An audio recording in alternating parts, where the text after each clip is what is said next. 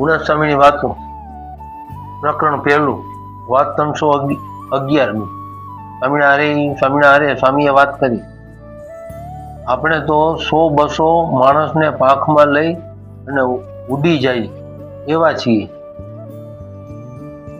ને તે કરતા બ્રહ્માંડના જીવને લઈને ઉડી જાય એવા છીએ, ને તે કરતા અનંત કોટી બ્રહ્માંડને લઈને જઈએ એવા છીએ. પણ એવું મનાય નહીં. તે સાથી કે મનુષ્ય આકૃતિ છે. સ્વામી એમ કહેવા માંગે છે કે આપણી સામર્થ્ય તો એવી છે, પણ અનેક જીવના કલ્યાણ કરવા છે. પણ એ કતાર મનુષ્ય આકૃતિ છે, એટલે કે એ જે સમજે, જે સમજણ અધિક છે. એ એક વાતમાં એવું લખે છે કે માળા ફેરવી એનાથી સમજણ અધિક છે. એટલે સમજણની વાત છે આમાં. એટલે કે મનુષ્ય આકૃતિ એટલે આટલા લઈને ન ઉડી શકે, પણ એ કે જે જીવને લઈ જવા છે તો કે એને સમજણ આપીને સત્સંગ કરાવવો.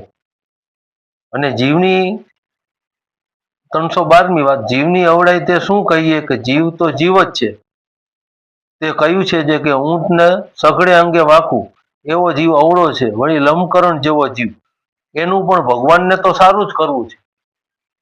જેમ કહેવાય છે કે ભગવાનની કરુણાનો પાર નથી, એમ જીવની અવળાઈનો પાર નથી. પણ એ કે જે ભગવાનનું ભજન કરે કે એને તો ભગવાનને સારું જ કરવું છે, પણ એના થઈને રહેતો અંતરમાં ટાઢું હોય અને કોઈક વચન મારે તો ભડકો થાય.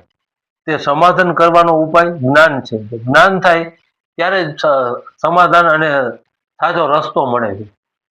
સહજાન સ્વામી મહારાજની